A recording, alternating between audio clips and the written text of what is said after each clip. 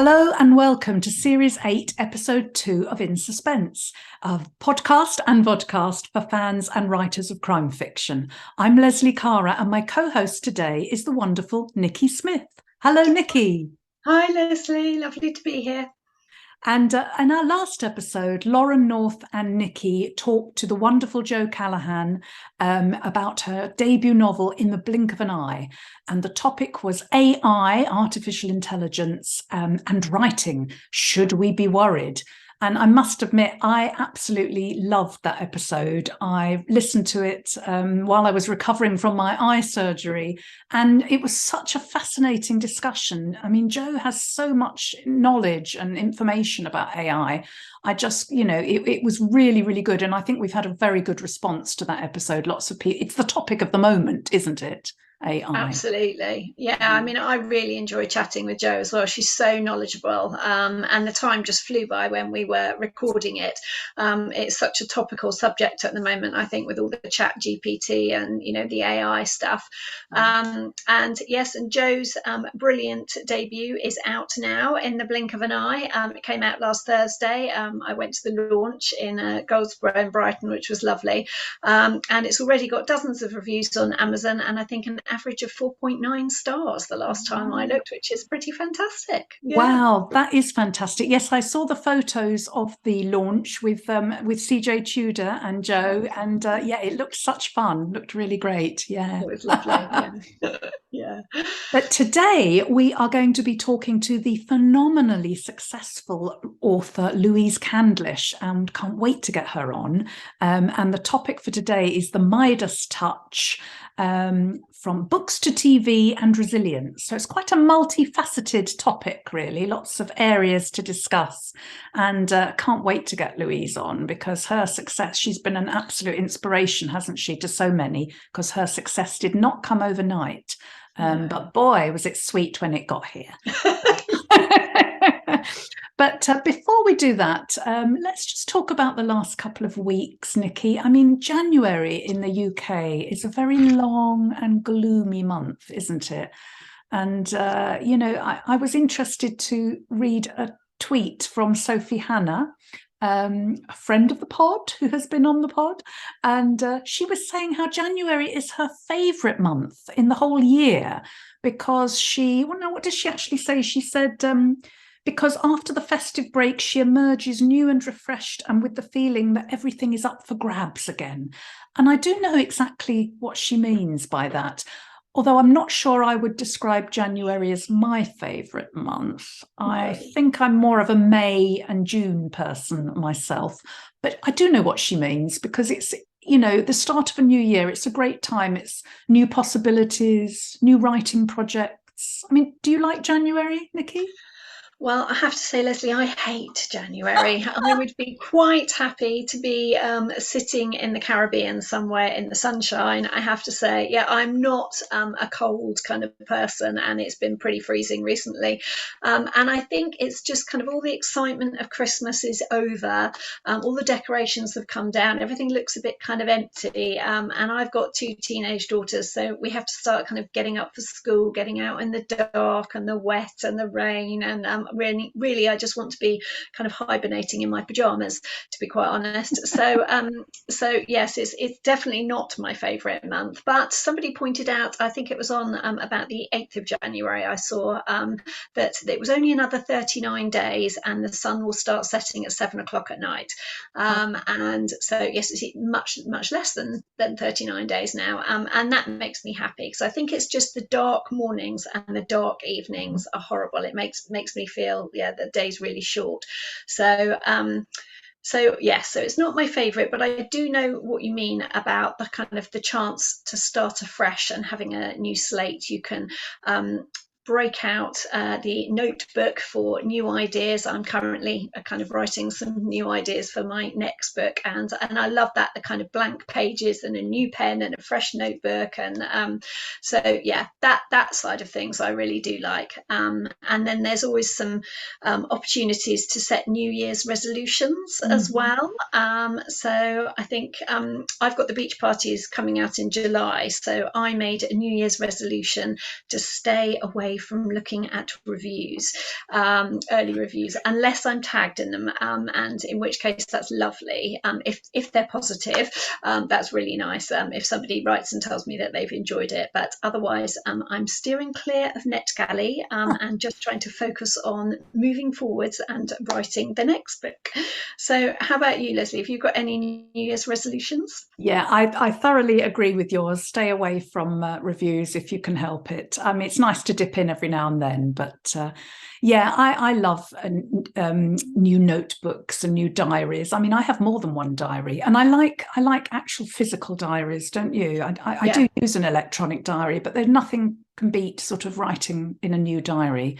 New Year's resolutions, I just want to enjoy it. I mean, that doesn't mean I didn't enjoy last year, but I just want to enjoy every minute. I mean, I've got The Apartment Upstairs is coming out next week. It's coming out, well, I mean, it's out already, but this is the paperback is coming out on is it next week? Yeah, February the 2nd. February the 2nd. Wow. So it's not next. Yes, it is next week, isn't it? Next week when this episode goes out. I always get terribly confused with dates. I blame it on my age, menopause, my eyes. I don't know. I'm just falling apart. Anyway, it's out on February the 2nd. And in the back of it, I just got to tell you, in the back of it is the beginning of my new novel, the one I have finished the first draft of now. It's with my editor, the new one. And I mean, the title is in the back, but I'm not really supposed to say the title yet because it's going to be a big reveal. But anyway, so setting New Year's resolutions just to enjoy myself, to read more. I think, like you were saying, keeping away from reviews.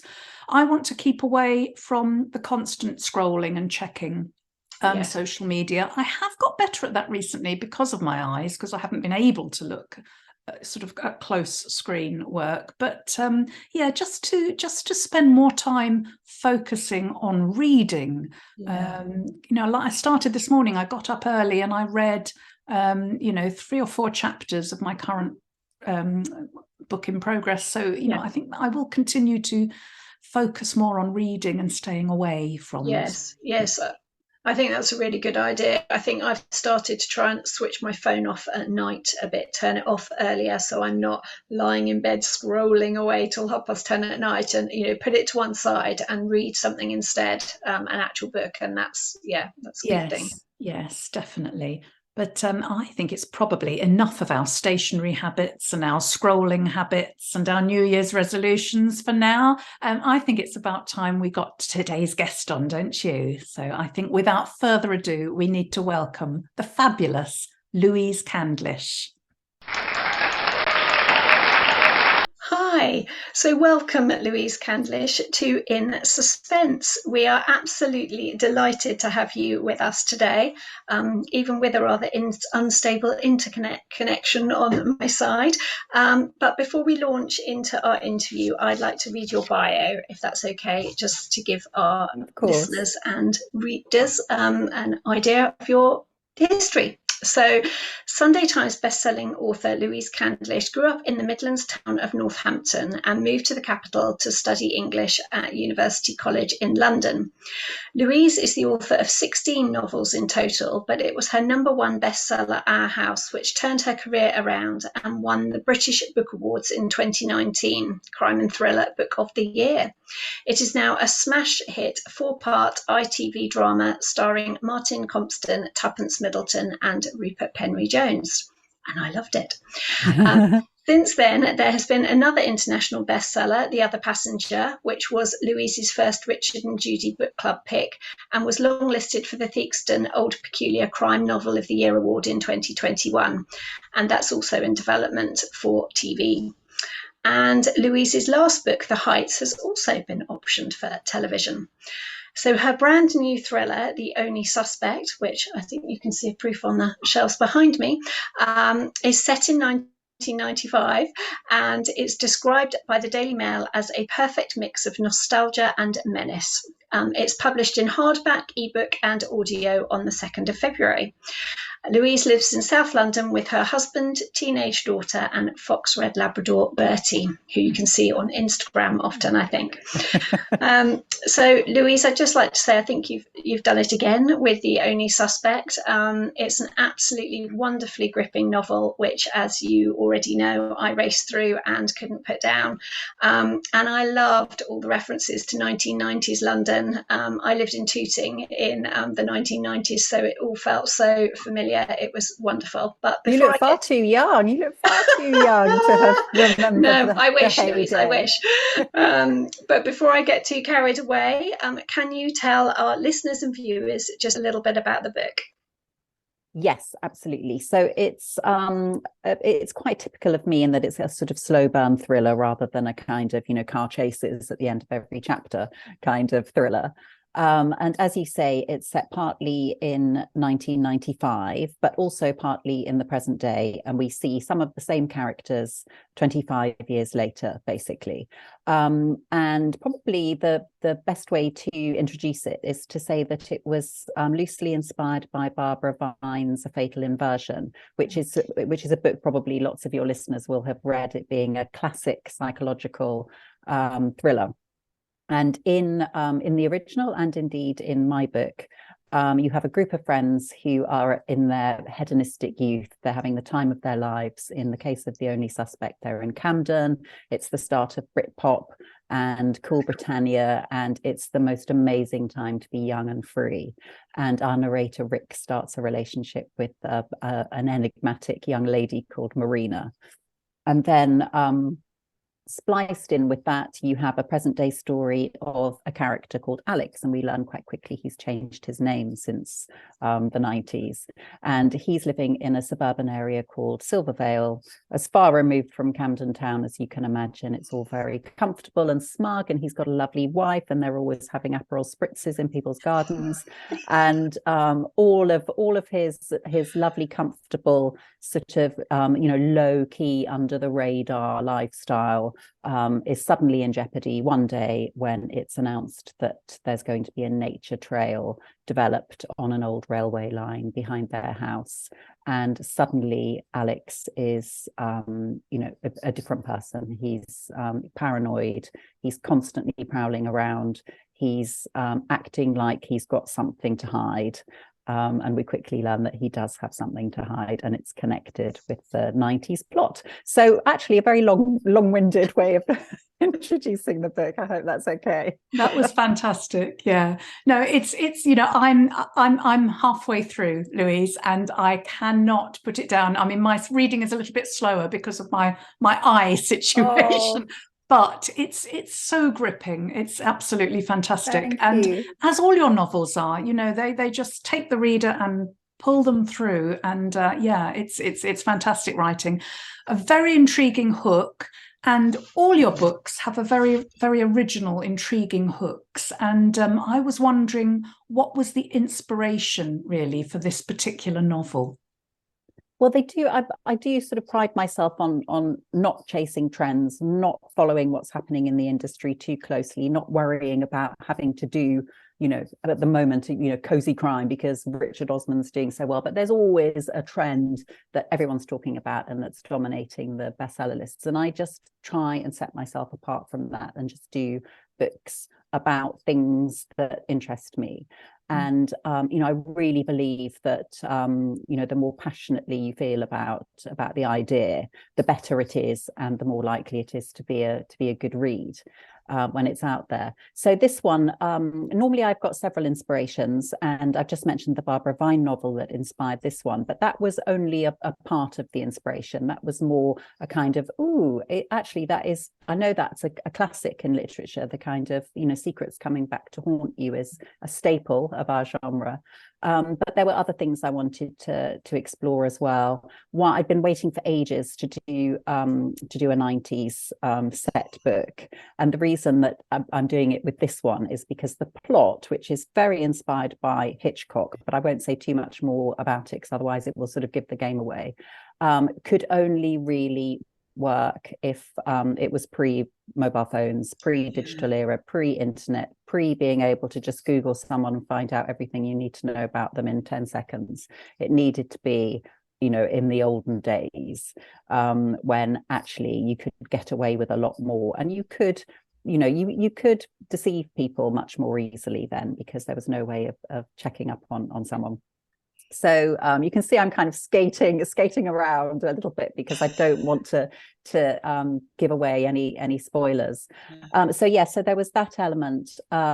And what else? I wanted to, there's usually little things I want to do. So for instance, with this one, I wanted to have an evil pregnant woman, because I felt that, you know, we haven't got enough evil pregnant women in fiction. They're generally, you know, sort of saints and, you know, absolutely the good guy. And so I wanted to kind of turn that cliche on its head. And so I had a lot of fun with Zara, who is Alex's house guest, when his wife Beth invites her to stay with them.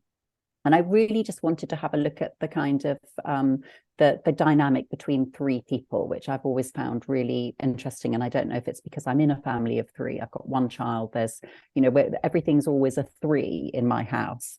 And I really find that quite fascinating, the different kind of alliances. And so we have Rick, his flatmate Rollo, and Marina are the trio in the 90s. And then we have Alex, his wife Beth, and then this evil pregnant flatmate Zara, who are a trio in the present day. So there's usually about 10 little things like that that I want to explore.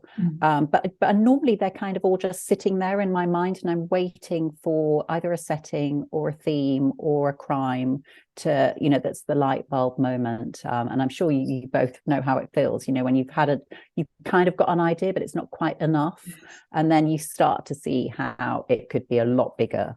Yes. If you just added this other element. And actually, I was at that stage for quite a long time, and I was starting to think, which is quite unusual for me, oh my God, am I actually going to be able to pull something out of the bag here? Because, you know, the deadline was looming. Well, not looming, but the deadline was, you know, starting to be, say, 9 or 10 months away. And normally I would be underway by then. And we were in lockdown as well. Which, you know, was quite hard with creativity, because you couldn't go out there as much and just sort of be inspired in the usual way. But one day I went on a walk on a nature trail nearby in Forest Hill. There's this museum called the Horniman Museum. Oh, I love the Horniman. Which you know it. I used to live in Forest Hill. Oh, did you? Fantastic. Well, probably the nature trail was there when you lived there, because it's been there a while. But I had never walked along this nature trail, which is half a mile long, and just to break up the boring old, you know, one walk a day routine that we had back in lockdown, I went along this nature trail, and you know, it doesn't take very long to walk a mile, which was, you know, there and back, and by the time I came back, I had the whole plot in my head. Fantastic. So this setting just unlocked my imagination, and just kind of drew together all of the strands that I've been thinking, oh, I'd like to do that. Yes. So it was really a very productive walk. Yeah, no, as I'm reading the novel, you know, I can really see the streets and the houses, because I know that sort of part of London so well, really. So yeah, no, it's very evocative of the 90s for me, actually, when my children were growing up, and that's where we lived. Now, I've heard you say in previous interviews that you always have lots of ideas simmering away at the back of your mind. And I have to say, I'm terribly envious, because I'm lucky if I get one workable idea a year in my own genre, you know. And I'm not saying all my ideas are good. I mean, there are a lot that get most of them pretty. It's the combination. It's the kind of drawing the ideas together, isn't it? I think it's. I don't normally have one huge idea. It's normally lots of little ones that I'll weave together. But sorry, I interrupted your question. Well, no, I was just wondering how it worked for you, because I mean, I'm busy trying to come up with an idea for book 6 at the moment, and I think Nikki's trying to come up with an idea for book 5. You said it was slightly different with this one, but do you normally get the germ of an idea while you're finishing your current novel, or do you sort of have to wait until that novel's finished before you sort of start to think about that? I've normally got a lot of ideas waiting. They're kind of backed up, but I don't allow myself to kind of explore them too much, because otherwise I'll become distracted, because I'm definitely an ideas person. That is my strength over the actual execution of the novel. I find that quite hard. I often get myself tied in knots. I lose interest. I really like the beginning of things. As in all areas of life, it's like the beginning of the relationship is the best bit, isn't it? I mean, yeah, we were talking earlier in our introduction. We were talking about sort of New Year and January, how it's a great time because it's the sort of possibilities and all the excitement to come. But a bit like starting a new novel, isn't it? Yeah, no, you're absolutely right. And just the other day, I was talking to a creative writing group, and I could see that they were getting, quite serious and almost bogged down in sort of business decisions. And well, how should you find an agent? What should you ask the agent when you've got one? How do you do this? How do you do that? And I said, just enjoy the creative element of this, because you're right at the beginning of being a professional writer.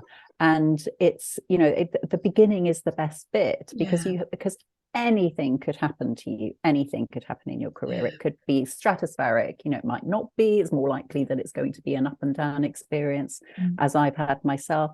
But the beginning is so exciting when the adrenaline's flowing, and you just have that sense of optimism and a new start. So I definitely I love the ideas phase. But it's the halfway through when you're kind of at about 50,000 words and you're just thinking, oh my God, I'm actually not sure if I'm going to be able to pull this off. Yes.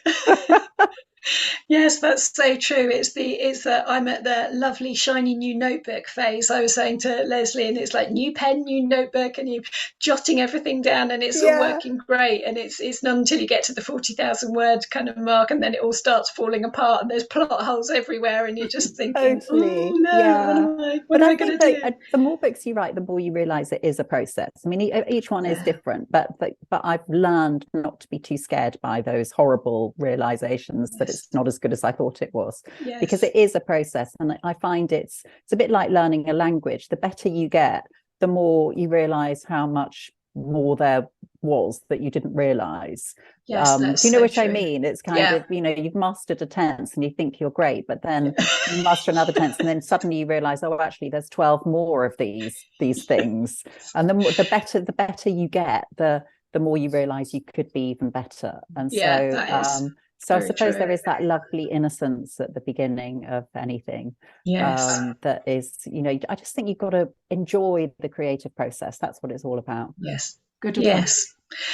Now, as we've mentioned, The Only Suspect comes hot on the heels of a string of successful novels for you, Louise, which is why we've entitled this episode The Midas Touch. And it was Our House that really kind of, I guess, kick-started your writing career, wasn't it? And what do you think it was about it that just made it so popular with readers? Well, first of all, the factor of having a new publisher and a new publishing team got the book out there in the first place. So, that's not to be underestimated. I always tend to err on the side of, sort of thinking that it's all down to the publisher. If it succeeds or fails, it's more their doing than it's our doing. Actually, they tend to think it's your doing. If the book does well, they think it's because you've written a great book, but we know it's because they've published it really well. So a change of publisher was a big factor. But once the book was out there, it did catch on in a way that had not been anticipated. And I think that was because it was a brand new crime to crime and thrillers. No one had written about property theft before, or certainly not to my knowledge. So it was original. I can't say that about all of my books. They're often reworking crimes that have been done many times before, but this was a genuinely original take on crime. And then added to that, I tried quite an innovative structure as well. And I thought long and hard about the structure, because I didn't want it just to be a kind of gimmick. I didn't want to have a podcast interview because it was just it was just going to be a hook. I actually wanted the podcast interview to have a bearing on the plot, which it did, as did the suicide note as well, which Bram is writing. Very long suicide note, like confession more than a suicide note, I suppose. So yeah, I think it was so initially it was the amazing publishing, so that the book and the ideas within it were just exposed much more widely than my previous books had been. But then it had that zeitgeist thing, because the property obsession was at its height. I'd actually written about property before. I think of The Sudden Departure of the Frasers, and The Swimming Pool as my kind of baby Our House books, because they did explore a lot of the same themes, but Our House was just ramped it up, and had this kind of shocking crime that people hadn't heard about.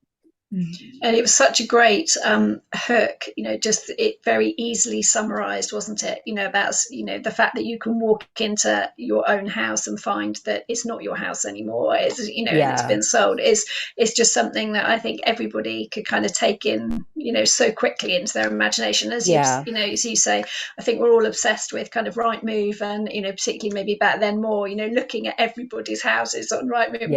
Where can I go? Where can't I go? What all these houses that I can't afford. It was really and I think also brilliant. I mean you can when you've had a successful project, you sort of can post rationalize it, and I can see now that actually what it also had, which I certainly didn't think about at the time, was it had something for the haves and it had something for the have-nots.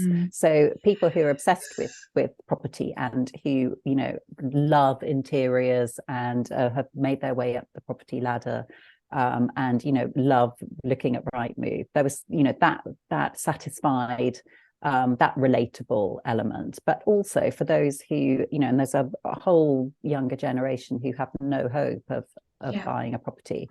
It was really quite rewarding for them as well, because they could see that it was a cautionary tale. It's the property is stolen. I think that was there was kind of Schadenfreude in there as well. So I felt like it could appeal to different groups and different tribes on different levels.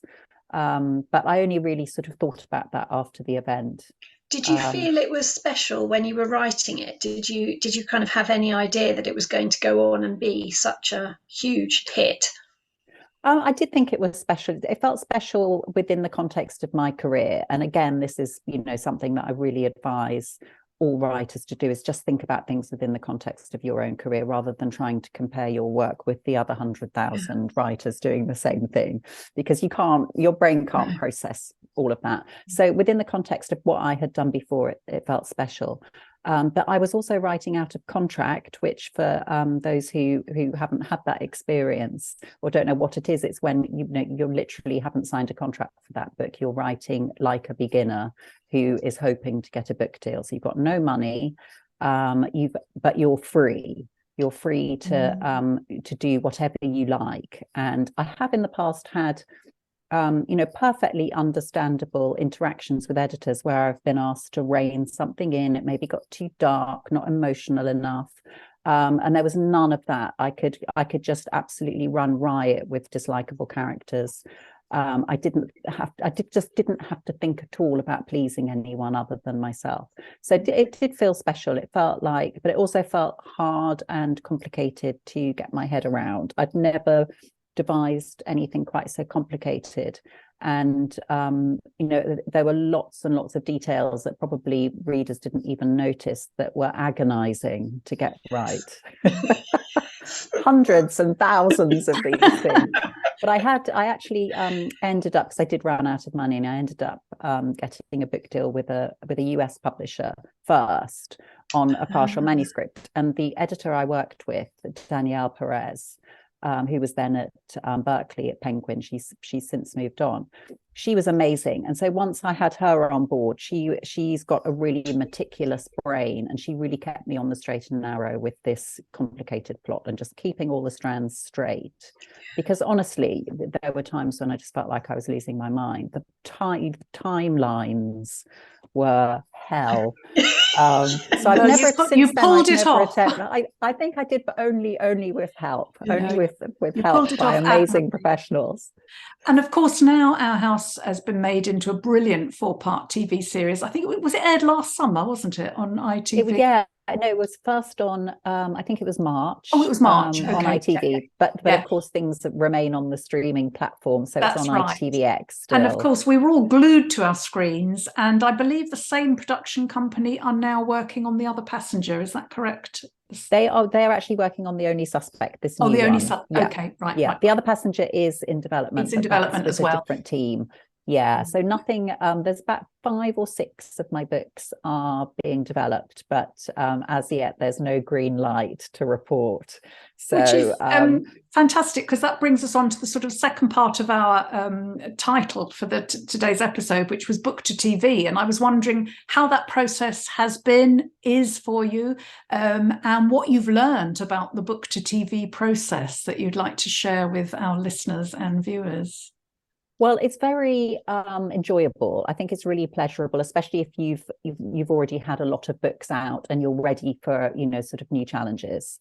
I think it could be a bit overwhelming if it's your first or second book and you're still, sort of getting your writing legs to suddenly, sort of be plunged into the TV world. But the first thing to say for authors is that, you can be as involved or as uninvolved as you like. So with Our House, the process was, your screen agent will offer the manuscript to production companies, and then those who are interested you'll meet with, and then you choose who to go with. I chose Red Planet. At the first meeting, Simon Ashdown, who was the screenwriter, came to that, which was very unusual. Normally the producers haven't yet got a writer on board, and I've since learned that this is the element that's the trickiest, is to get the writer on the project and to guarantee their availability, because all of the top writers are very in demand. And then it was a long process where Simon wrote, I think that they were commissioned by ITV to write the pilot, which he did, and then the full series was commissioned. But there are a number of different ways of doing it. So for instance, you can produce a treatment, and that they're often quite lavish and can be sort of 30 pages long, beautifully designed. And the team can pitch to broadcasters on that basis alone without any script. But a couple of mine, including The Heights, have a pilot, and The Other Passenger has a pilot. And so that gives the streamers and the broadcasters something to read.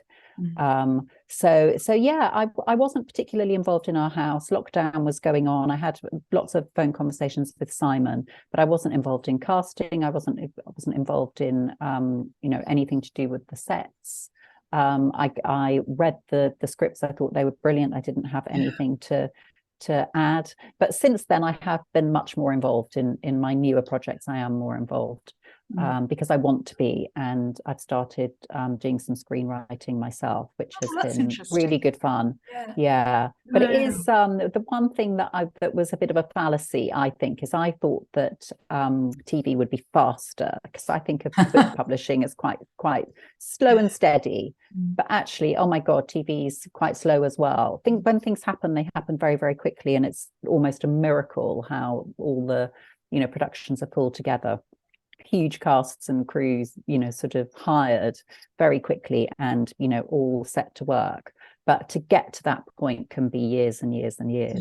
And in fact, the producers who are doing The Heights said to me that one of the books that they've just had greenlit, I think they'd optioned for 15 or 16 years. Wow. Oh, well, we can live in hope then. Yes. Are either of you guys in the process of development? No, not well. Mine have been optioned, but I think that just happens along with so many people that happens to, and then they just kind of disappear a bit. But 15 years, there's still hope. So who knows? Absolutely. I think it's really interesting how dedicated the producers are. Yes. Because they're constantly soft pitching your work. They really believe in it. If they've optioned your book, they really believe that should be on screen. and it's just a long process. It is a long process. Yeah, I mean, the rumor has been sort of I can't say too much, but it's close. It's closer than it's ever been. Oh, brilliant! But I've met with the producers and things, and we've got scripts and everything. But even at this late stage, as you well know, anything could happen, and it could all not happen. So I think it's keeping your expectations down and sort of hoping it happens, but not trying to think too much about it. That's the sort of stage I'm at. Or just enjoying the process. I think that's what I've learned, is to enjoy the process, even if it doesn't happen, because the rejections still flow. I mean, I get rejections all the time, both to do with TV and books. And I think I've just learned to enjoy the whole process, the winning and the losing. And certainly in terms of TV, someone said to me, it's only really happening on the first day of filming. And at any point until that date, it might not happen. So in that respect, it does make you really value and appreciate what we get from publishing, which is a much more guaranteed schedule. If someone's bought your book, they are absolutely publishing it. And you might have to wait a couple of years, but you do have a process and machinery that you can slot into, and you can you know where you're going, and the book will be in your hands at the end of it. And so I have come to appreciate being involved in TV has made me appreciate a lot of stuff about books. Also on the writing side, I feel like there's so much freedom with writing a novel. You can be quite inventive, you can be quite innovative, you can develop your own techniques and structures and types of narrative. And you can do something quite zany, really. If your editors agree that a reader might enjoy it, then you're not constrained, I don't think. But with TV, it's very, very structured, and an episode must have a certain number of beats. It must have its hooks at the end, before every commercial break. It has it's much more of a structured piece of work. Which in a way makes it quite good, because I've always worked in an unstructured way, but equally it makes me feel quite pleased with some of the the unorthodox things that I've snuck into my novels over the years. Well, it's lovely to be able to kind of mix the two, I guess, and then you're kind of getting, a bit of the best of both worlds kind of thing. So, yes. I think so. I think we need fresh challenges, don't we? And the one thing I think that the two industries have in common is that, you've got some really incredibly clever and skillful professionals at work. And the joy of collaborating with people who, where you share a vision, and you share an ambition, and you all really value the creative process. I mean, I love that. I love that. But my editor, but she's actually the managing director of Simon & Schuster, Suzanne. I always remember her saying to me once that she just finds it so incredible that you can be sitting there one day with an author and talking about a book, and it hasn't, they haven't started writing it yet, it doesn't exist yet, and then just that, that interlude later, it could be a year, it could be in some cases 6 months with a fast writer, there is a story and it exists, and you've created something and from nothing. And I really love that. I think that's the best part of it, is going from nothing to something, and something that you hope is high quality and entertains people, and will have a shelf life. Exactly. So you've written, I think, 16 novels, is it, in total? And I think it's fair to say that maybe some of your earlier ones didn't quite reach the same level of success as your more recent ones. And I think you were on the verge of giving up writing altogether before kind of Our House came out. And maybe if you could just tell our listeners a little bit about those earlier years, and how was it for you when you were writing during that time? Well, it was odd, because it started off with a whimper, with sort of books that didn't sell, and feelings of despondency. But then out of the blue, I did have a hit, which was called, probably your listeners won't remember it or have read it, but it's called Since I Don't Have You, and it remains one of my biggest sellers. And it was this kind of grief drama in which the narrator loses her daughter and just leaves the country, moves to Greece, and starts a new life as a hermit, basically. Which doesn't sound very me at all, but it was a kind of odd one, but it was a big hit. And so I had tasted success. But after that, it was more like a kind of sense of diminishing returns rather than building, which is obviously what you hope to do as in any career. You want to move up, even if it's, quite a slow trajectory. That's the direction of travel that you're hoping for. But I was kind of going down. So every book was selling a bit less and getting a bit less attention. And so I started to feel like, how long am I going to do this for before, I throw in the towel? Because life's short, and I was thinking, do I really want to carry on if I'm actually only going to be, full of dismay a couple of weeks after every book is published? But I'm a firm believer in sort of changing teams if things are going wrong. And I switched publisher at that point, and I signed up for Fraser's, the sudden departure of the Frasers in the Swimming Pool, which I mentioned earlier. And though they didn't sell particularly well, they did slightly reposition me in the market. And so that kind of felt okay. I was thinking, what shall I do next? Shall I continue? And the Swimming Pool I was really, really proud of. And I did get those feelings of demoralization again when that came out. And I'm sure you're familiar with the conversations you have with editors that, they were hoping for the Tesco promotion and, didn't get it, or, it was down to the long list for Richard and Judy and then didn't get selected. And it's just, I'd had those conversations so many times and I was having them again. And by that point, I think I'd written 10 books or more. And so I thought, okay, I'm going to take a break now. And that's where we join the story where I was saying that I was out of contract when I wrote Our House. But I did genuinely think I would stop. I was having a few weeks off, can't remember exactly how long, just trying to, kind of audit my life. Probably, parenting issues going on and all the stuff that we grapple with. And then I had this idea for Our House, and I thought, right, I'll do one more and I'll give it my best shot and I'll raise my game and let's see what happens. Oh, thank goodness you did. Yes. But I think I would have been just as happy if I hadn't. I mean, I would have just found something else to do that I love. And I was hoping to stay within the realms of writing, but perhaps not fiction. I mean, I've always thought it would be fun to be a ghostwriter, like a really good one, like Carrie's ghostwriter. I think there's lots of things you can do.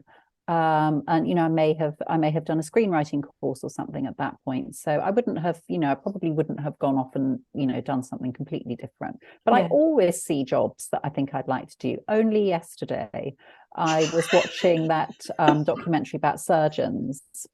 And they had this whole thing about the people who make the prosthetic eyes. You'll love this, Leslie. Oh God. and this woman was painting the iris, and I genuinely feel like that's a job I would love to train for and could do really well.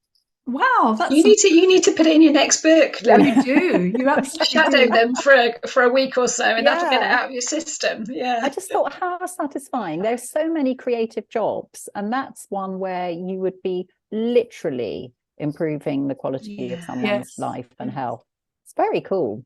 Very cool. But that brings us, everything you've just been saying brings us on to the final part of our sort of topic today, which is resilience. We had the Midas Touch, all the novels, how successful they are. Not quite as Midas as you thought.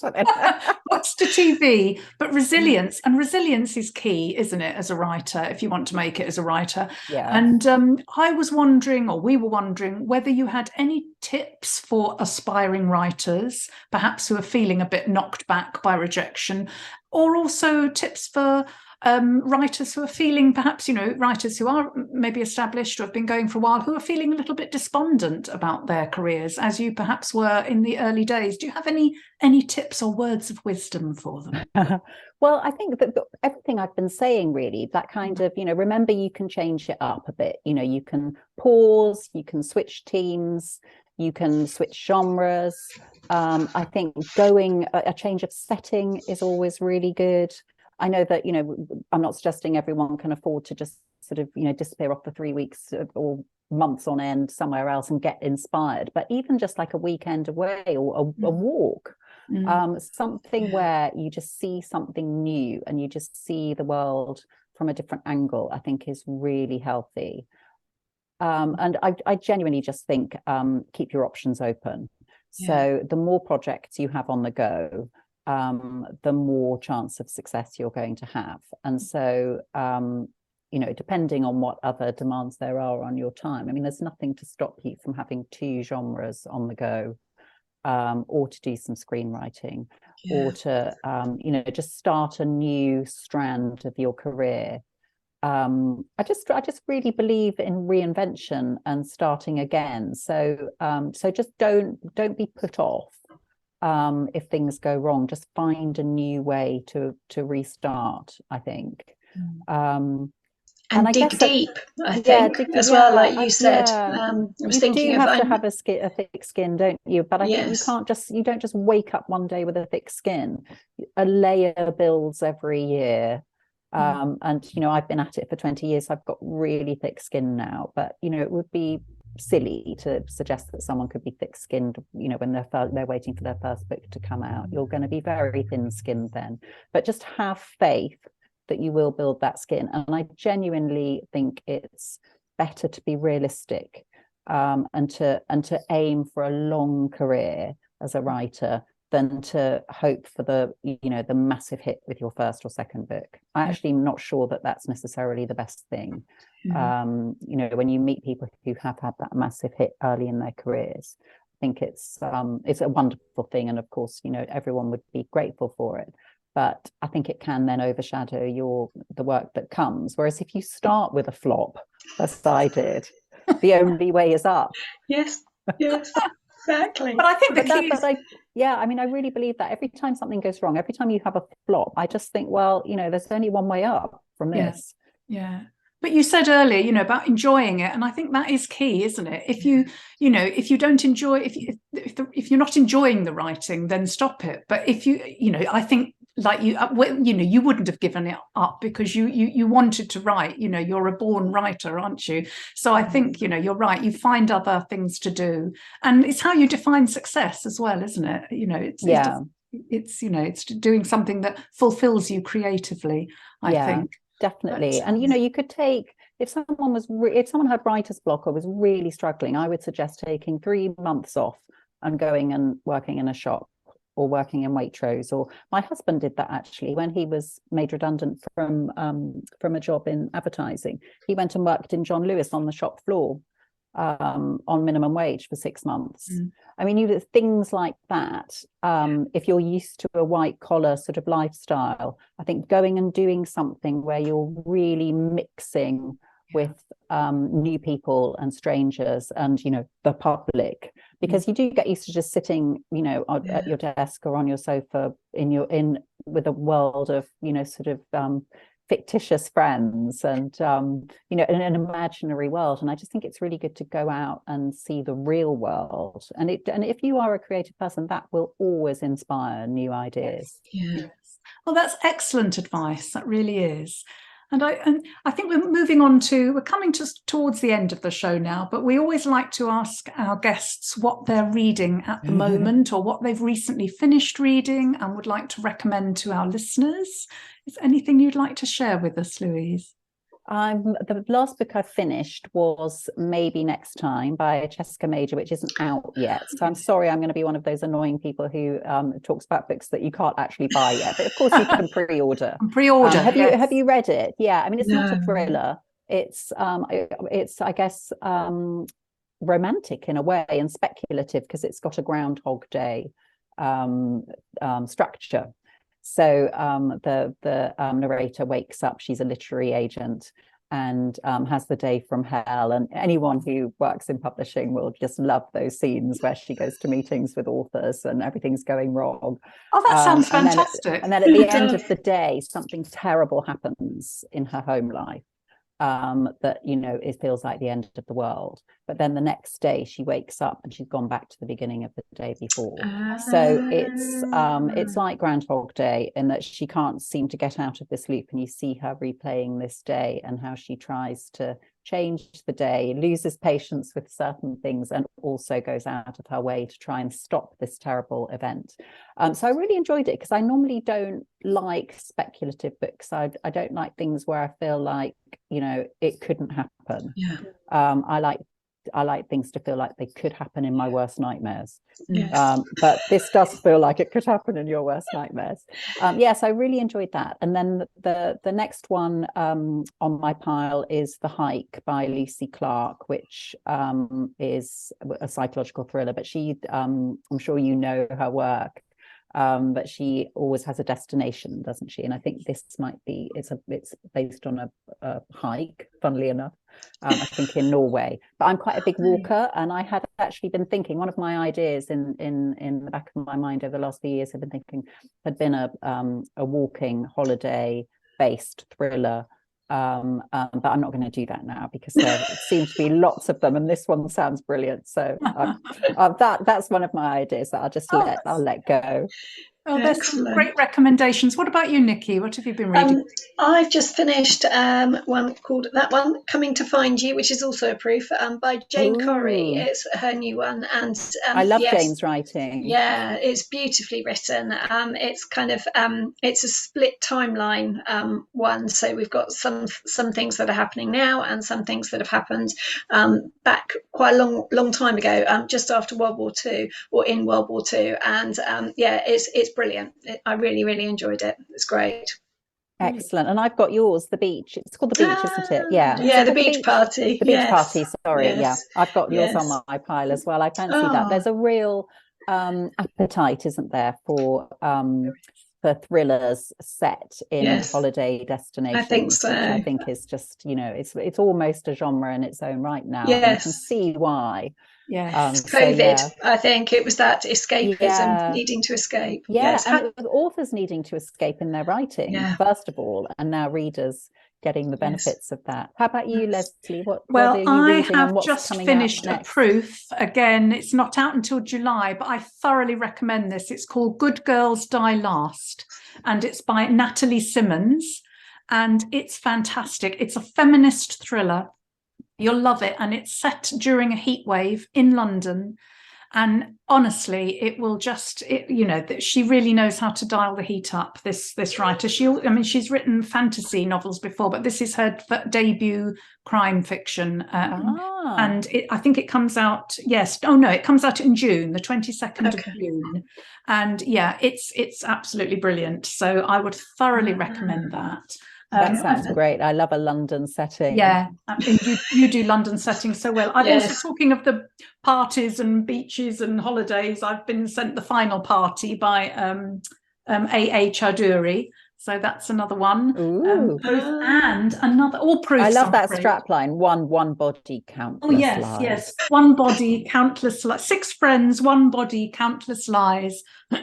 So that looks super. And this one, which is historical, it's a historical crime fiction. Laura Shepherd Robinson, The Square. It's such a pretty cover, isn't it? It's such a gorgeous cover. Look at the size of it. So I'm, you know, that's going to keep me going, isn't it? But I love Laura's writing. Holiday read, isn't it? Definitely. Yeah, I haven't read any of hers, but they're fantastic. Her novels I hear great things. Yeah, she's a brilliant writer. So I'm really looking forward to those ones. Yeah. Fantastic. Well, I think that's all we've got time for today. So it's been absolutely lovely chatting to you, Louise, about your writing career. And The Only Suspect is out on February the 2nd. And Leslie and I would thoroughly recommend it. So everybody pre-order, grab yourself a copy.